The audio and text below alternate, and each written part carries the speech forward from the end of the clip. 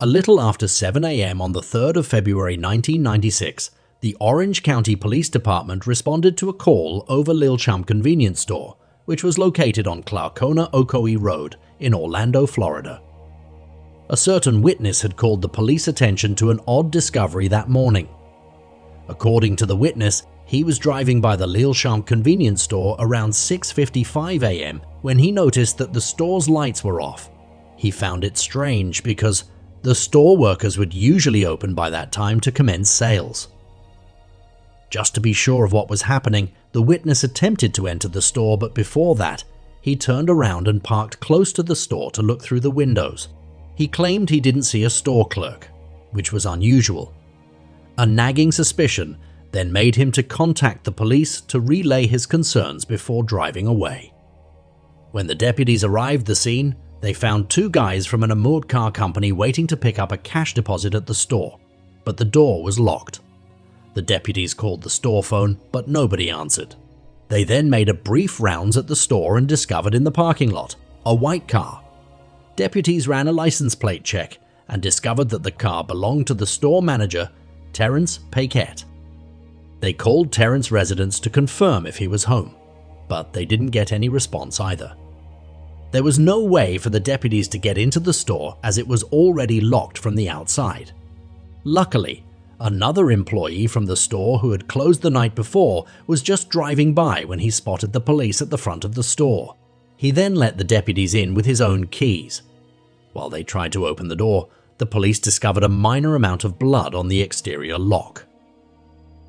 On getting inside, the police found Terren Pette, the store manager, on the floor of the men's restroom, already dead in a pool of blood. According to the medical examiner, Terren Pette had suffered from multiple stab wounds. He had been stabbed 73 times around his neck, torso, and extremities. His heart and lungs were severely punctured. Investigators observed a considerable amount of bloodstains around the store and concluded that the person who stabbed Terren Pette had also been hurt. There were bloodstains in several locations of the store, particularly on the freezer door, the freezer flap, the lottery machine behind the counter, the key cylinder on the entry and exit door, and the door push bar. The blood patterns in the store demonstrated the suspect's movement throughout the area, from the restroom to the beverage freezer to behind the cash register where money was stolen, and ultimately on the entry and exit door where the suspect most likely fled the scene. According to the deputies, after taking about $1,000 from the safe underneath the cash register, the perpetrator took Terren Pette's keys and locked the doors to the store. The question of who could have murdered Terren bugged the police and his family at the time. Terren Pette was said to have arrived at the Lil Chump food store between 5 and 6 in the morning to set up for a 6 a.m. opening like he usually did. Unfortunately, within a few minutes of arriving at the store, he was brutally murdered by an unidentified assailant. The police questioned those who knew him, but nothing much was known about Terren because he had only recently relocated to Orlando, Florida. He worked 60 hours a week and did not have many known acquaintances. The investigators rapidly followed up on all leads in an effort to identify his killer, but there were hardly any witnesses to the crime. Although they had all the necessary evidence, the investigators lacked the means to put it to use. The blood samples taken from different locations at the crime scene were sent to a crime lab, and all samples were determined to have originated from the same unidentified killer. The following year, in 1997, a detective closed the case and documented it that it was pending further investigative leads. On July 22, 2003, a different detective reopened the case, re-interviewing witnesses and obtaining buccal swabs to compare with the suspect's blood, but there were no matches found. On March 17, 2003, an analyst entered the unidentified DNA profile from the freezer door handle into the combined DNA index database, but no matches were found either. Another detective, Brian Savelli, took up the investigation in 2019 and kept working to identify the suspect whose blood had been left behind in various locations of the store. During the course of going through the case, the idea of genetic genealogy came to Detective Brian Savelli's mind. Genetic genealogy uses a known DNA profile to reverse engineer a family tree for the unknown suspect. It became a well-liked new investigative tool in 2018 when the officials in California used it to pinpoint the Golden State Killer. Finally, in March 2021, the Florida Department of Law Enforcement was contacted by the Orange County Sheriff's Office to help with the investigation. To create a thorough genealogical profile that may be utilized to generate fresh leads that could help identify Terren Pette's killer, the Florida Department of Law Enforcement hired Othram to use cutting-edge DNA testing. Othram created a thorough genealogical profile using forensic-grade genome sequencing. After the profile was successfully created, Othram gave it to the Florida Department of Law Enforcement, whose detectives uploaded the DNA profile into two open ancestry databases, GetMatch and Family Tree. They later created a family tree, and it revealed that the blood samples originated from a person who shared genetic ancestry with a couple, Kenneth Stowe Sr. and his wife. Investigators were then led to the couple's 3 children. Authorities started a background check on the 3 children and discovered that one of them, Kenneth Robert Stowe Jr., a 54-year-old Eustis resident, had lived across the street from Terren Pette in 1996. Kenneth Robert Stowe was 28 years old at the time of the murder. Detective Brian Savelli also found out that he had once worked at the Lilchamp convenience store. All the puzzles were coming together. In order to apprehend the murderer, detectives got the court order to commence a GPS surveillance on Robert Stowe Jr. The GPS device was placed in his vehicle on August 27, 2021, outside of his building supply business. According to Detective Brian Savelli, while following Robert Stowe on September 14, 2021, he saw him throw a bag filled with beer cans into a trash can. The bag was taken by the detective and submitted at the Orange County's crime scene unit for testing. Forensics discovered that the DNA on one of the beer cans matched the blood from the beverage freezer door handle in 1996. Authorities arrested Robert Stowe using the fresh evidence. When questioned, he acknowledged working at the convenience store but denied killing Terren Pette. Robert Stowe is charged with first-degree murder with a firearm and robbery with a deadly weapon. He was ordered to be jailed without bond by a judge. Since Terren Pette's death, all of his family members have passed away, but officials informed a number of his friends about the arrest in the case. A disturbing discovery was made in Colorado's South St. Vrain Canyon on June 4, 2006. Not far from Lyons, a decomposing body was discovered by hikers. The scene created an enigmatic image. It appears as though the woman's body was pulled from a shallow grave, probably by a feral animal. A sleeping bag, a pillow in its case, and a pair of yellow ski pants were all carefully folded nearby. Her fingerprints could not be used to identify her due to her state of decomposition. Only one clue, which was a single cross ring, was discovered with her. Who was this woman, and what terrible circumstances might have resulted in her demise?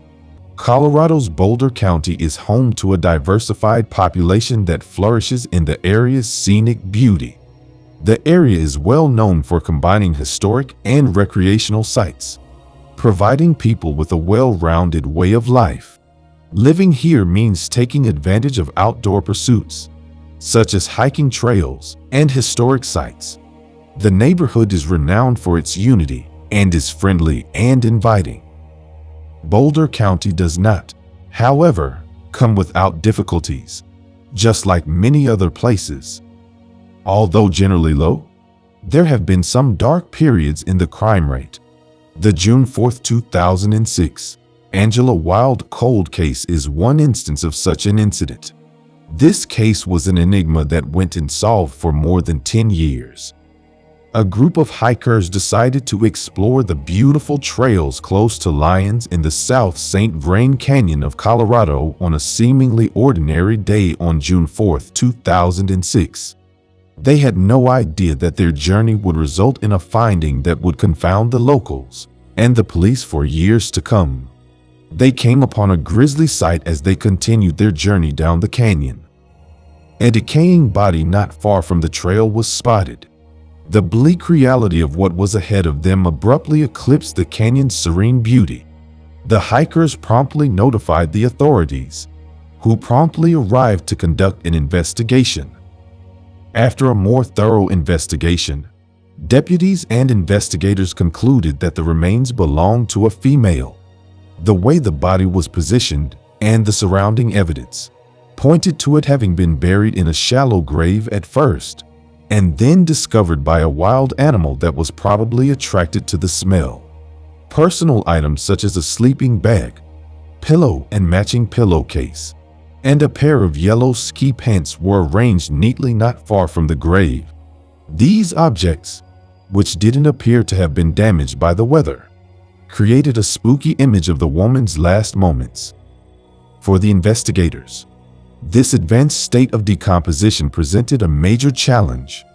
Conventional identification techniques, like fingerprint analysis, were ineffective. A cross ring discovered with the body was the only item that could have provided a hint as to who the woman was. This jewelry, which might have sentimental significance, turned into the center of the inquiry. Seeking to learn the truth, the sheriff's office made contact with the coroner's office to request assistance. It was challenging to determine the precise cause of death, though, due to the state of the body. Even though there were no obvious injuries, such as gunshot wounds, stab wounds, or broken bones, foul play was a strong possibility. In light of the condition of the remains, the coroner was unable to rule out more heinous methods, such as strangulation, even in the absence of such injuries. The discovery of a white, powdery substance on the body and surrounding the grave added to the mystery. This white powdery substance was determined by lab testing to be calcium oxide, also referred to as quicklime. When it comes into contact with moisture, this substance produces heat and causes decomposition more quickly. This quicklime, which weighed about 50 pounds, covered the body of the victim and penetrated the ground surrounding the grave about 14 inches down. Its presence indicated an intentional act and suggested a deliberate attempt to accelerate the body decomposition process. The shallow grave, the well-folded items, and the application of quicklime all suggested a hurried attempt to hide the crime. Even though the body showed evidence of animal predation, the case was made even more confusing by the absence of any other obvious injuries. There were a lot of unanswered questions in the community. They wondered who the woman was and who would want to hurt her. The Boulder County Sheriff's Office moves quickly after learning of the body's location. Aware of the seriousness of the situation and the demand for public support, they made contact and asked anyone who had information to come forward. The reaction was tremendous. Numerous tips were received, many of which pointed to missing women from across the nation. The overwhelming amount of these tips created a dismal image, emphasizing the concerning number of missing women nationwide as well as in the metro area. Devoted Boulder County Sheriff's Officer Jason Oakers thought back on the emotional cost of the investigation. He talked about the heartbreaking reality of thousands of women going missing and the suffering their families went through while they searched for answers. Every tip could lead to something, a potential resolution to a family's worst fear. Every name was thoroughly investigated by the sheriff's office, leaving no detail unexplored. To help with their investigation, the sheriff's office worked with other agencies.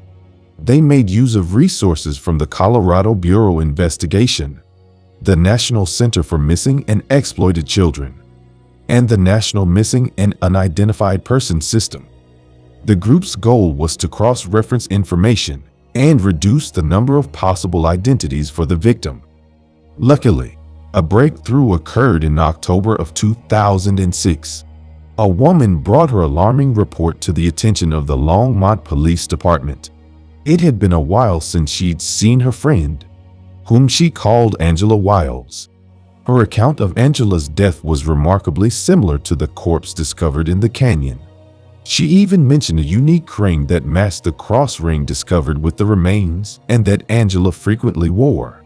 Investigators looked further into Angela Wiles' past using this lead. They learned that Angela was from the Longmont community. The friend's physical description matched the features of the body, confirming the possible match even more.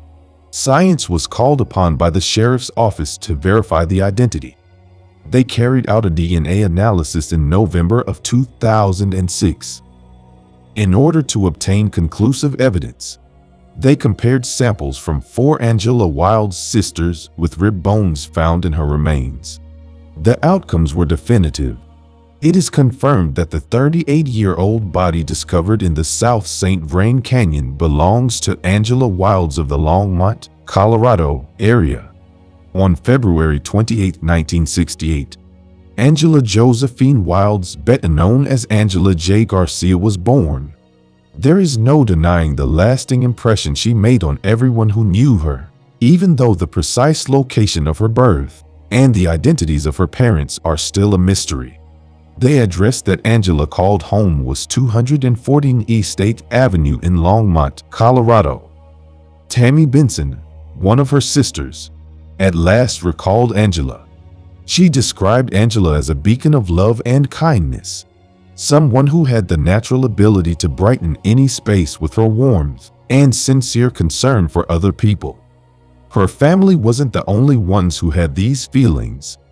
Her laughter was contagious, and her generosity were often mentioned by her Longmont neighbors and friends. Like all of us, Angela had passions, dreams, and aspirations. She was distinctive in her own right, with peculiar hobbies and traits. She clearly had a contagious zest for life, even though the details of her passion were kept private. She was a firm believer in living in the now, seizing each opportunity, and sharing love with everyone she met. Angela led a nomadic lifestyle without a fixed address or a regular job.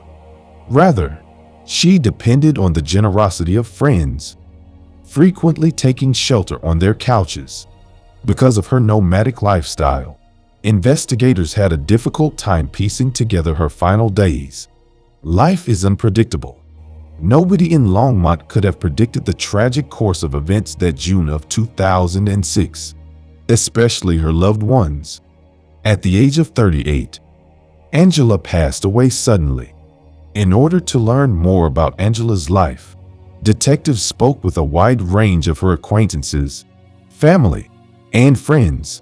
Still, there was mystery surrounding her last days. The identification of Angela's ski pants through DNA analysis at the crime scene provided a crucial lead. There was, however, more.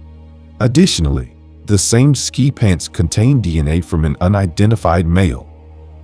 3 years after her remains were discovered, on January 22, 2009, another noteworthy event took place. Using DNA evidence, the Colorado Bureau of Investigation connected a man known as John Angerer to the crime scene. Investigators started looking into any possible connection between Angerer and Angela after receiving this lead. When they asked around, they learned that a number of people had seen the two together in late 2005 and early 2006. Detectives in Anchorage, Alaska, located Angerer and conducted an interview with him in August 2009. He talked about his early 2006 travels and mentioned that he had gone to a dive school in Texas, after which he spent some time residing in Colorado, in cities like Longmont, Canyon City, and Monte Vista. Shortly after, he moved to Alaska by August. When Angerer was asked about Angela Wiles and shown her photo, he denied ever knowing anything about her. In a follow-up interview with the Boulder County Sheriff's Office in September, he restated this position once more, even refuting any knowledge of the South St. Vrain neighborhood where Angela's body was found. However, Family members claimed Angerer frequently visited a cave in the South St. Vrain area, refuting his claims. He used to camp and hike near this cave, which is only a few miles from Lyons. His sister even related an incident in which she dropped him off right next to the site where Angela's bones would eventually be discovered. Angerer's buccal swab was obtained, and it was compared to the DNA discovered at the crime scene in order to confirm the link. The outcomes were instructive. The main profile inside the sleeping bag and on the pillowcase was Angerer's DNA. Born on July 28, 1969, John Michael Angerer is still a mysterious figure in the cold case of Angela Wilde. As of 2023, Angerer is clearly more than just a name in a case file, even though specifics about his early life, like his parents' names and place of birth, are still unknown. Even though the public hasn't been privy to much of Angerer's personal history, such as his upbringing, education, and family life, it's important to keep in mind that he wasn't an isolated individual. His actions were probably influenced by a variety of personal struggles and experiences, especially those that preceded his involvement in Angela Wilde's case. Regarding his criminal past, details of any crimes he may have committed in the past are unknown. In 2010, an arrest warrant for Angerer was prepared, marking the start of the investigation. He was being held in an Alaskan prison at the time for violating his probation. The Fort Collins Coloradoan stated that following a preliminary hearing in July 2010, a judge dismissed the case in spite of the growing body of evidence. The reason is that there isn't enough proof to link Angerer specifically to the crime. But when multiple acquaintances described Angerer's volatile nature, the story took a turn. Some even reported disturbing stories about him attempting to strangle his ex-girlfriends. He seemed to become extremely angry at the name Angela. After reviewing the case in 2015, a pathologist concluded that asphyxiation was most likely the cause of Angela's death, given the circumstances. The disclosure took on even greater significance in light of Angerer's purported history of strangulation. When we fast forward to 2023, the story takes on yet another turn. Angerer's ex-girlfriend, who had earlier denied any violent behavior from him, disclosed that Angerer had choked her several times while they were dating. This information, along with other evidence and witness statements, painted a disturbing picture of Angerer's involvement. Angerer and Angela were both identified by witnesses as being at the Bar El Motel in Longmont, Colorado, at the time of the crime. Another piece of the puzzle was added when the motel records confirmed their stay. Authorities presented their findings to a grand jury in February 2023 based on this growing body of evidence.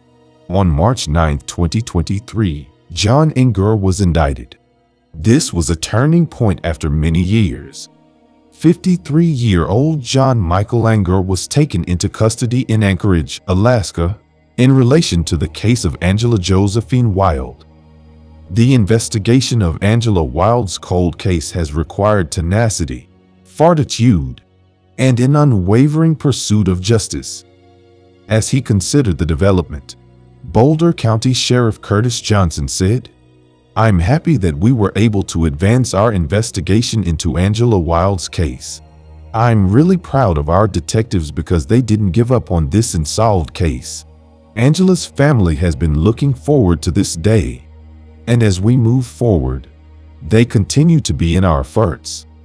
The way the case has developed has given Angela's family hope and created new research opportunities.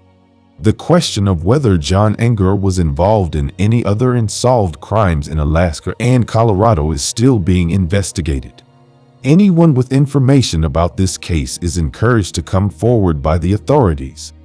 The Boulder County Sheriff's Office's Detective Mike McKinley can be reached at 303-441-4692. Angela's sister, Tammy Benson, has been a rock of strength during this whole ordeal. She expressed her hopes for the upcoming trials, saying, "I hope this time, the courts, the judge, and everyone involved truly listens. He needs to take responsibility for his actions now." Tammy remembers Angela as a kind and loving person, and her memories of her sister are warm and fuzzy.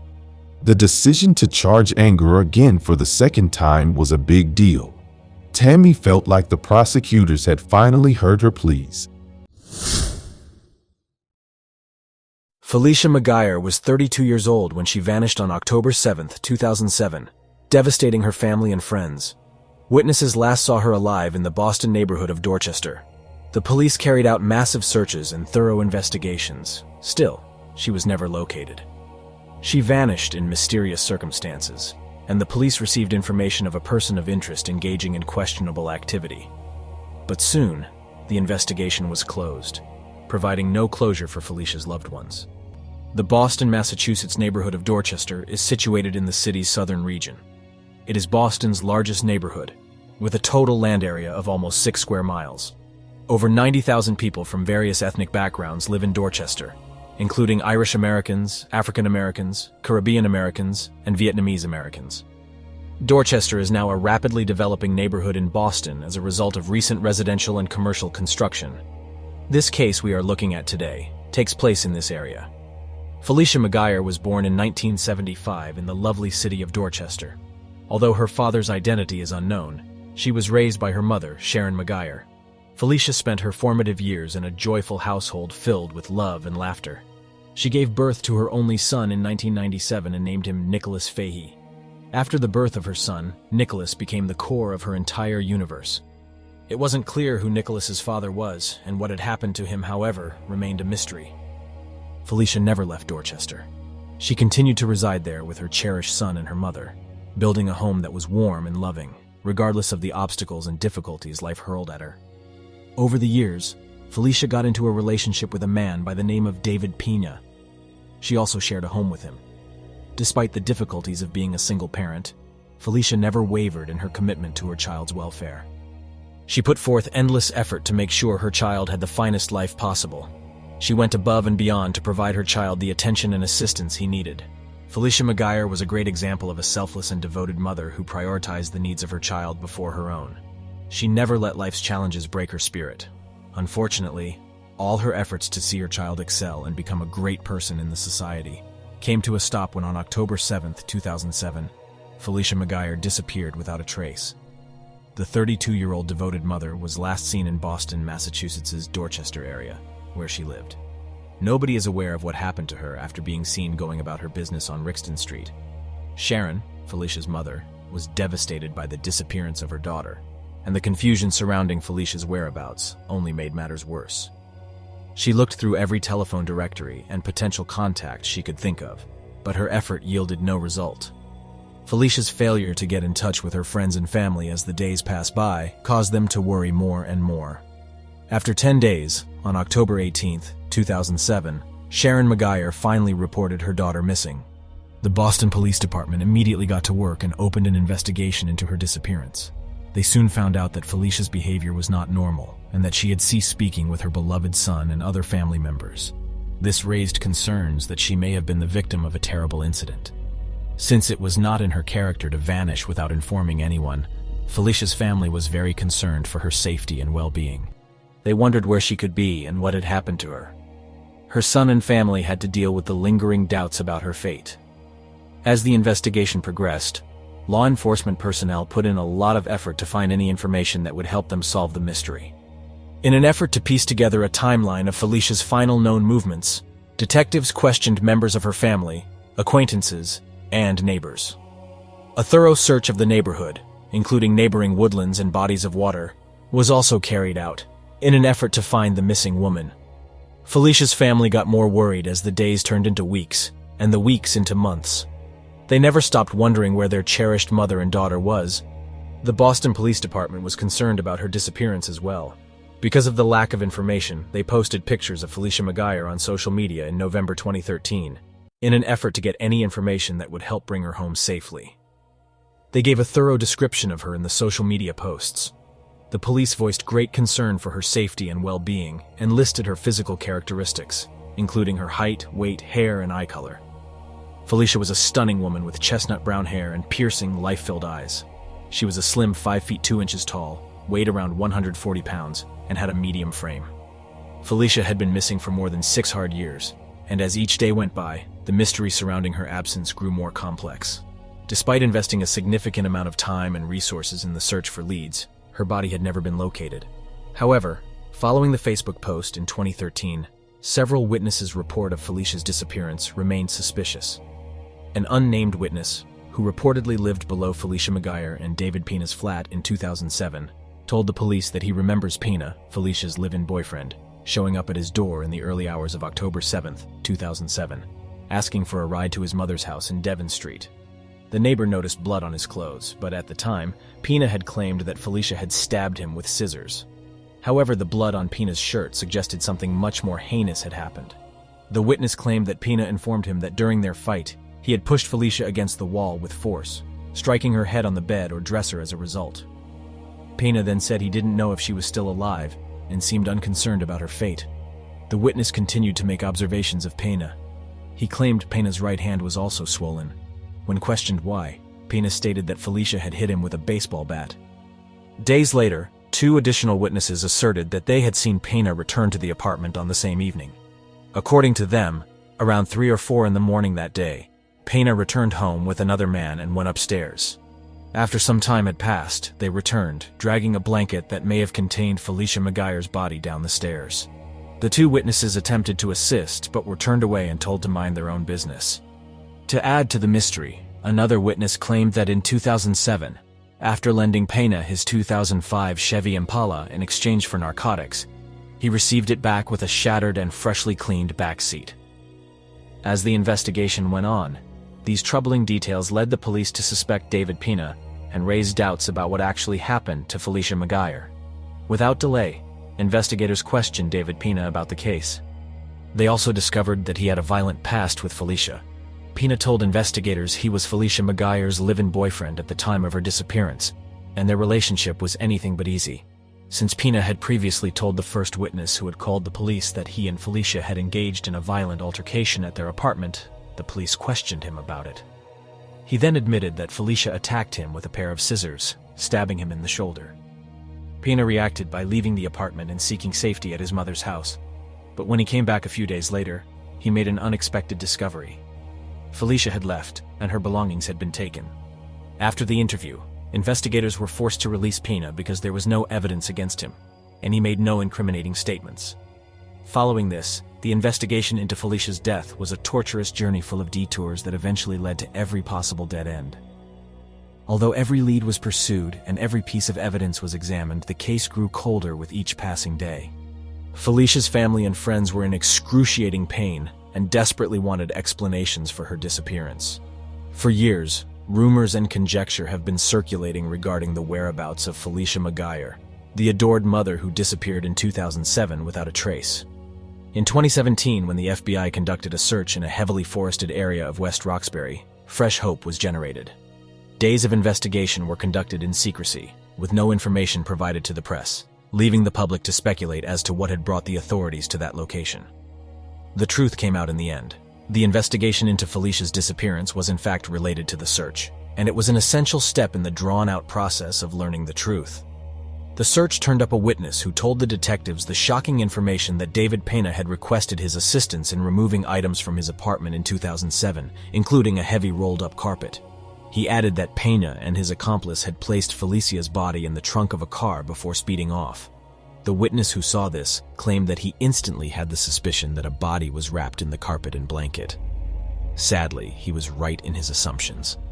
Finally, with the aid of the witness, Pena was able to carry Felicia's body into a wooded area with a parking lot where they dumped Felicia's body. The investigators were almost close to solving the case, but they needed to find the location where Felicia's body was dumped. However, the solution to this seemed to be a mystery that would never be solved despite numerous leads and witnesses. Before learning what happened to her remains, the witness left the scene. It was even made worse by the fact that the witness had no knowledge of Boston and was unable to offer any suggestions as to where the body might have been dumped. the prosecutor was unable to offer closure to Maguire's family and loved ones because they had been given a frustratingly incomplete picture of the crime. A few years later, on January 14, 2023, David Pena was successfully arrested by the Boston Police Department's fugitive unit at the Florida's Baker County Detention Center. Pena was wanted for a murder charge related to Felicia's case from Dorchester District Court, and he also had an outstanding warrant from Suffolk Superior Court for trafficking cocaine. Felicia left her young son behind when she disappeared from Roxton Street in Dorchester more than 15 years ago. Her family and friends who have been looking for her for so long may finally get some answers thanks to Pena's arrest. On February 15, 2023, Pena showed up in court for his arraignment on the charges leveled against him. After more than 15 years of uncertainty and heartache, the case has attracted national attention, and this most recent development has revived hopes of discovering Felicia's remains. The family of Felicia Maguire now has some sliver of hope. Despite the fact that her body was never discovered, police have reason to believe that her remains are still somewhere in the Boston region. An investigation that had remained cold for a while has now received some resolution following the news of an arrest. Felicia's family and friends can now rest easy, knowing that someone will be held accountable for her tragic disappearance, even though it couldn't bring back their beloved Felicia. We hope that justice will eventually be carried out. Pena will likely stand trial very soon and is scheduled to appear in court. Our thoughts and prayers are with Felicia's family and friends at this trying time. As they continue to recover from this unimaginable tragedy, we can only hope that they will find some solace and peace. What do you think about this case? Please leave your comments in the comment section below. An almost 47-year-old mystery has now been resolved. A 16-year-old girl named Carol Sue Klaber was found strangled to death on June 5, 1976, shocking her family and the entire community of northern Kentucky. Despite years of investigation, there were no leads or suspects, and the case remained unsolved until new technology played a key role in putting the puzzle together. Who could have harmed Carol Sue Klaber in this way, and how did the murderer escape justice for such a long time? Hello and welcome back to Mystery Detective, where we explore baffling cases from around the globe. We'll explore the enigmatic Carol Sue Klaber case today, a 47-year-old cold case that was finally solved in 2023.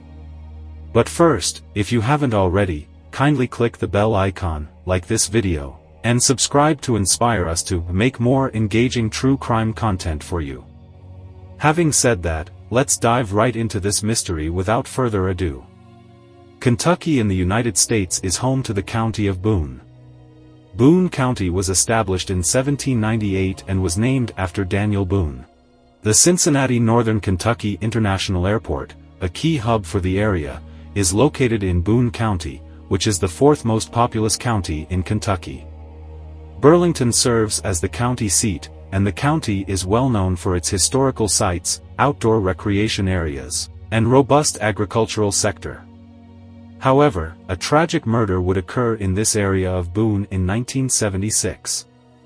On November 28, 1959, a new life was born into the world in the state of Kentucky. Daniel Henry Klaber and Betty Jane Meek Reniker, her proud parents, were beaming with pride as they held their adorable baby girl in their arms and gave her the name Carol Sue Klaber. Thomas Klaber, her older brother, watched on in wonder, excited to welcome his new sister into the family. Carol was incredibly funny. She had a great deal of empathy for those who were less fortunate and was surprisingly modest for a teenager. At the age of 16, she volunteered at St. Charles Nursing Home. In her younger years, Carol had also been a Brownie and a Girl Scout. She loved to sew, cook, play records, and listen to music constantly. She began taking piano lessons when she was 5 years old. Carol was chosen by her piano teacher, Hattie Schatzman, to represent her students at the Ohio Music Teacher Association while she was also learning how to play the violin. She had performed 2 times at the Taft Museum. She was a beloved member of the Dixie Heights High School String Ensemble, thanks to her love of music and natural talent, and her classmates were drawn to her outgoing and kind nature. Sadly, her family, friends and teachers won't be able to see much of her talents anymore as a tragedy soon befell Carol. On June 5, 1976, as the sun rose and shined brightly over the Kentucky town of Union. Dr. Gaines Huey, a respected Walton dentist who was ready to attend to his patients' dental needs, left his home early in the morning as the neighborhood's residents started their days as usual. As Dr. Gaines traveled down Chamber Road, he noticed something unusual at the road's edge. He soon stopped his car out of curiosity and moved toward the thing. It wasn't until he was close enough that he realized what he had discovered. There was a body lying eerily still next to a culvert that served as a rainwater drainage pipe. Dr. Gaines, who was in a state of shock, immediately dialed the Kentucky State Police with trembling hands. Jan Wuchner just so happened to be working that day. Jan Wuchner, an experienced detective who had previously worked for the Boone County Sheriff's Department, hurried to the scene in order to solve the mystery surrounding the dead body that was lying by the roadside. Around 7:15 a.m., detectives from the Walton State Police Department arrived at the crime scene. With a keen eye for detail, their eyes swept the area where the body was. The detectives started their investigation after spotting the obvious indications of a struggle. Broken twigs and trampled grass suggested a violent altercation between the victim and her attacker. After being viciously attacked, the victim, who was a female, was strangled to death. As their sense of dread increased, the investigators grimly realized that this was a murder rather than a random act of violence. Despite their best efforts and their determination to search every possible angle in their pursuit of justice, the investigators were unable to uncover any tangible evidence at the crime scene. They then settled to look for information on the victim's body. Her body was taken to the county medical examiner's office so that a thorough autopsy could be performed. The medical examiner meticulously performed an autopsy, searching every square inch of the victim's body for clues. Every wound, scrape, and cut was meticulously recorded, and each hint was carefully examined. The gruesome details of her death were made clear by the autopsy findings. According to the evidence, she had endured a brutal beating. Her body was marked by the obvious effects of a tire iron used with relentless force. The once beautiful face was now deformed by swelling and bruising, and the examiner observed the woman's deep scalp wounds, which were probably caused by a blunt object. She had suffered an irreparable head injury from the crushing blow, which had tragically and prematurely ended her life. There were also obvious indications of physical brutality and abuse. All those involved experienced a heartbreaking moment, and the cause of death was finally identified as asphyxia brought on by manual strangulation and blunt force trauma to the head. The investigation took on a new level of urgency after the discovery of such viciousness. Investigators found some traces of foreign DNA on the victim's clothing while examining the scene's evidence. They did their best to match it to someone at the time, but they failed. They, however, carefully stored the evidence in the anticipation of future technological developments, confident that it might someday result in a breakthrough in the investigation. With the aid of DNA taken from the victim's body and their tireless efforts, detectives were able to track down the victim's brother. He mustered the courage to approach the body and identify it as his sister. Thomas Klaber, who was 23 years old at the time, entered the morgue as he stood in front of his beloved sister, Carol Sue Klaber's lifeless body on a cold metal table. His face was dripping with tears. Realizing that he would never again get to see his sister's radiant smile or hear her contagious laughter, the pain in his heart was unbearable. The investigators searched every possible lead as the investigation developed. They scoured the neighborhood, knocking on doors, talking to locals, and gathering any details that might shed light on the tragic incident. In order to understand Carol Sue Klaber's life and potential enemies better, they also dug deeply into her past and spoke to her family and friends. The investigators discovered that for the Klaber family, June 4, 1976, was a typical day. Getting on her bike, Carol Sue Klaber, a 16-year-old carefree teen, got on her bike and pedaled around town with a smile on her face as the wind blew her hair. She said hello to the neighborhood residents, talked with friends, and enjoyed the warmth of the summer day. She has arranged to meet a friend at Zeno's Hyde Park restaurant later on in the evening. She left her house at 5:30 p.m., but as dusk fell, a young man driving a swanky Chevrolet Monte Carlo followed Klaber back to her house. One of the neighbors claimed to have caught a glimpse of the young man, who was towering at 6 feet tall with a slim build. He had sandy blonde hair. The man and Carol spoke briefly before Carol entered the home, leaving the man outside in anticipation. A short while later, Carol came out from the house, hopped in the car, and left with the man. That appeared to have been the last time anyone would ever see Carol alive again. The murder of Carol Sue Klaber went unsolved despite the investigators' best efforts to find the owner of the suspected vehicle. The case wasn't moving ahead and every lead had been exhausted, leaving the detectives baffled. The case eventually became unsolved, and it remained that way for more than 40 years. A ray of hope appeared in the Carol Sue Klaber murder investigation after years of no progress. Coy Cox and Timothy Adams, two cold case detectives from the Boone County Sheriff's Office, gave the case new life in 2017. In their relentless pursuit of the truth and justice for Carol Sue Klaber, these two detectives teamed up with Jerry Keith, the first detective on the case, who had kept it so dear to his heart even after retiring. The trio used cutting-edge technology to work non-stop.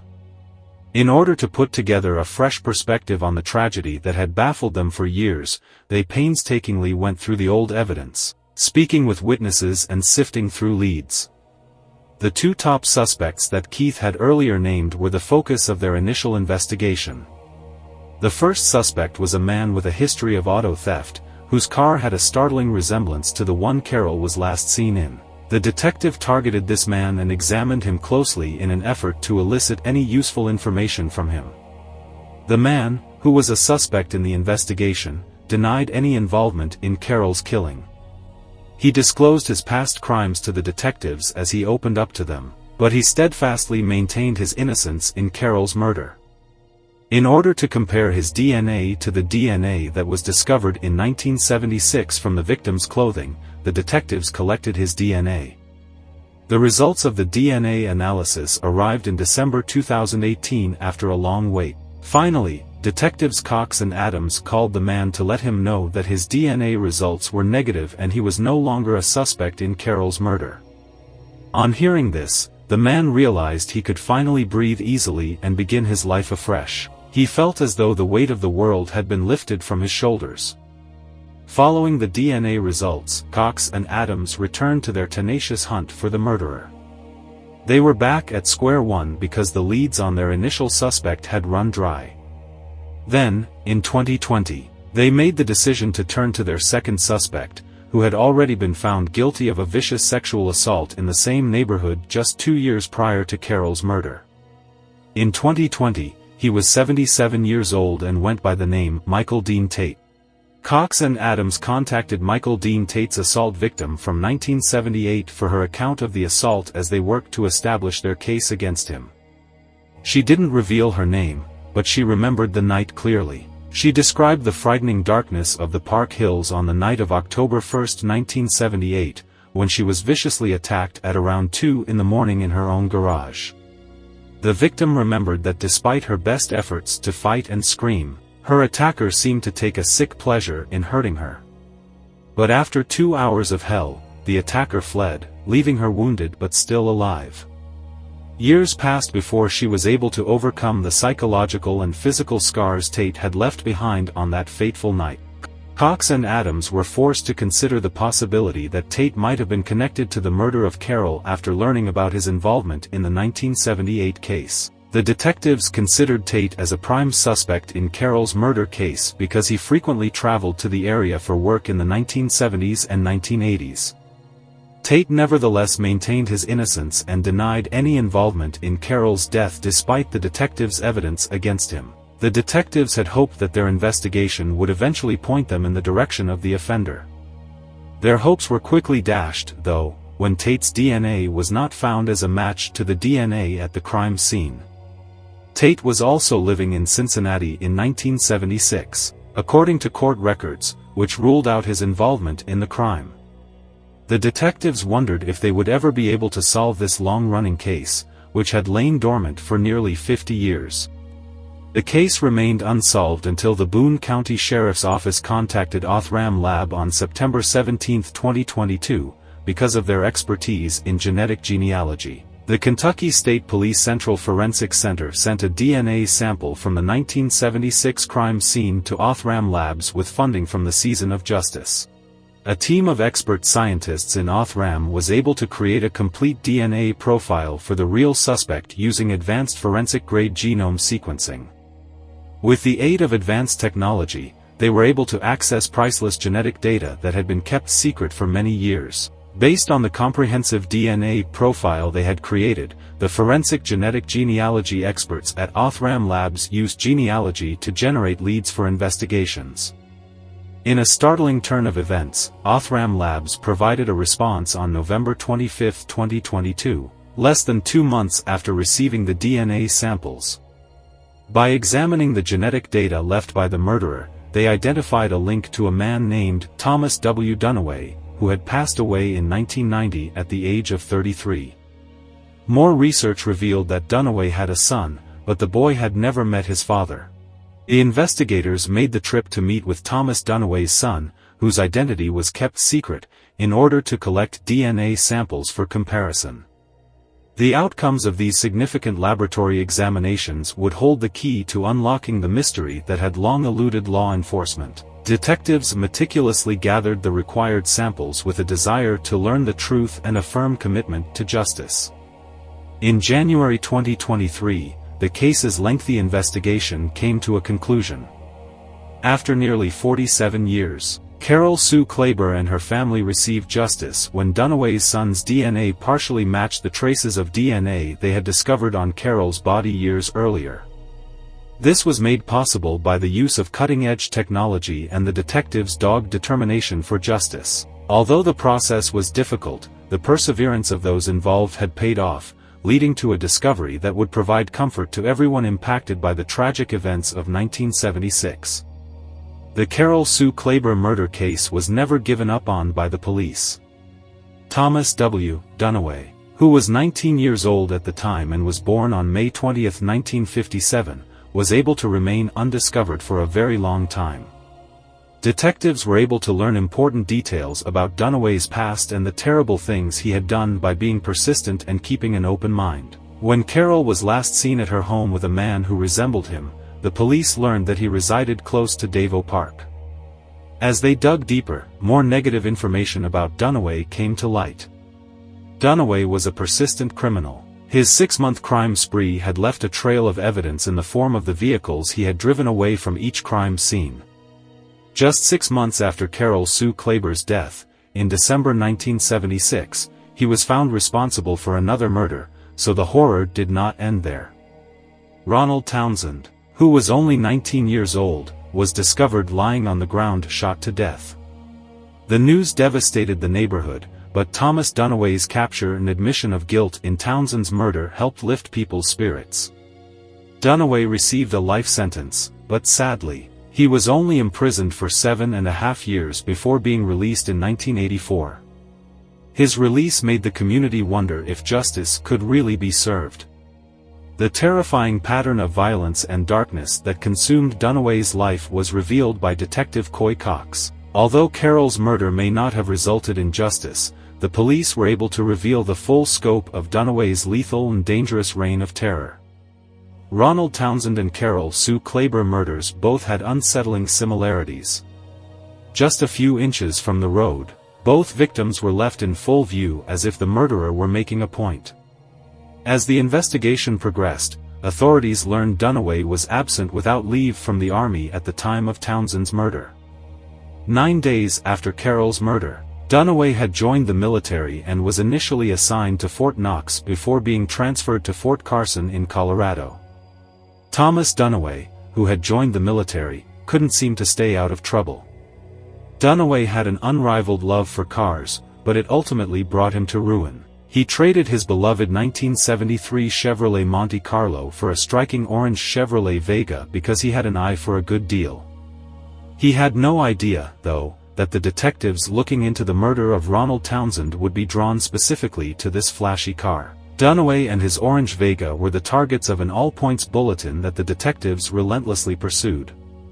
On the gloomy Christmas Eve of 1976, Dunaway was apprehended in South Carolina on suspicion of Townsend's murder and an unlawful possession of a firearm, putting an end to a long game of cat and mouse. The relationship between Carol Sue Klaber and Thomas Dunaway has investigators perplexed as they look deeper into the mysterious case of Carol Sue Klaber's murder. It's possible that Carol and Dunaway ran into each other when they were young and attended Erlanger-Ellesmere schools. But it's not clear how they ended up connected. However, in the midst of the confusion, Detective Coy Cox provided a crucial hint that might help solve the mystery. It's possible that Carol's love for the Vow Park led to a chance meeting with Dunaway. The park held a special place in Carol's heart. She had a reputation for being extroverted, so it's possible that's how she met him. Maybe they just happened to cross paths in the park, and as they laughed and shared stories in the calm environment, they became acquainted. There is no doubt that the park is significant to their relationship because Dunaway lived close to where Carol used to ride her bike. There was a mixture of relief and sorrow following the identification of Thomas Dunaway as Carol Sue Klaber's murderer. The news that Dunaway passed away on December 28, 1990, at the young age of 33, left the family feeling conflicted, even though the authorities consider the case to be closed. Even though the Klaber family is aware of the truth, justice still seems elusive to them. Thomas Klaber bemoaned that he couldn't help but wonder what justice meant anymore and wished he could have confronted Dunaway before his death. Thomas Klaber has been haunted by the memory of his sister's murder. He has carried this burden for almost 50 years, never being able to completely let go of the worry that his family might experience another tragedy. He calls his 28-year-old son, Daniel, late at night because he is so concerned about his safety. Like he lost his beloved sister, he is afraid of losing anyone else who is important to him. It's a fear that holds him in a vice-like grip and serves as a constant reminder of how fleeting life is and how vital it is to cherish the people we care about. The thought of disturbing his sister's final resting place was intolerable to Thomas Klaber. His heart ached at the thought of disturbing her peaceful sleep in order to find her killer. Thankfully, investigators discovered an alternate route. They succeeded in exhuming the body of Carol Sue's killer instead of her remains. The fact that his sister can finally find peace and the small victories are what matter most to Thomas. The recent court order for Detective Cox to exhume Dunaway's body for DNA testing is proof that his commitment to seeking justice knew no bounds. Detective Cox was prepared to face whatever challenges lie ahead. The procedure of entering the DNA into Cody's may be just the start of a new chapter in the pursuit of justice. After almost 50 years, Carol Sue Klaber received her justice. Lewis Kelly, the Commonwealth's attorney for Boone County, has declared the case closed even though her killer cannot be tried in a court of law. Detective Cox's eyes welled up with tears as he shared the bittersweet moment of telling Carol's brother that the murderer had finally been found after all these years. Even though the past cannot be changed, the satisfaction that comes from knowing the truth provides some solace in the wake of such a tragedy.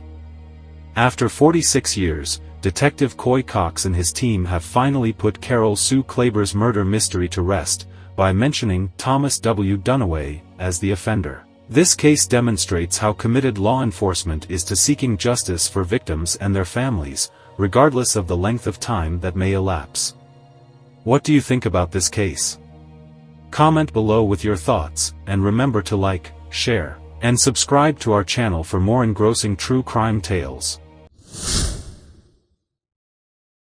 On February 27, 2011, a murder occurred in the village of Hyannis, which is found on Cape Cod, Massachusetts' southern coast. Todd Lampley, who was 31 years old, was fatally shot through his bedroom window. It took 12 years to uncover the truth behind Todd's murder, despite some shocking evidence that was discovered at the crime scene. Hyannis is a charming city that is tucked away on Cape Cod, Massachusetts' southern coast. This charming gem is full of history, natural beauty, and endless things to do. The serene waters of the Nantucket Sound surround the village, offering breathtaking sunset views and numerous opportunities for water sport enthusiasts. Hyannis's charming main street is lined with vibrant shops, art galleries, and eateries serving delectable regional seafood. For those who love history, the 35th President of the United States, John F. Kennedy, loved to spend his summers in Hyannis, and his life is chronicled in the John F. Kennedy Hyannis Museum. In addition to its cultural attractions, Hyannis is home to immaculate beaches that provide a tranquil retreat from the stress of daily life. Today, our case takes us to this city. On February 27, 2011, Hyannis, Massachusetts, was calm and peaceful, with a light breeze sweeping through the streets. However, nobody realized that the tranquility of the area was about to be shattered by a heinous crime. Todd Lampley, a young father and adored member of the neighborhood, was about to pass away suddenly. As the evening wrapped up that fateful day, a worried neighbor went to see how Todd was doing. He became aware of an issue as he got closer to Todd's house. He noticed that Todd's door had been locked from the inside. The neighbor became suspicious and immediately contacted the police. The detectives showed up at the address Todd's neighbor had given them. Their anticipation and fear sent their hearts racing. Nothing could have prepared them for what they saw. They could only imagine the worst-case scenario. When they arrived, they discovered a horrific scene.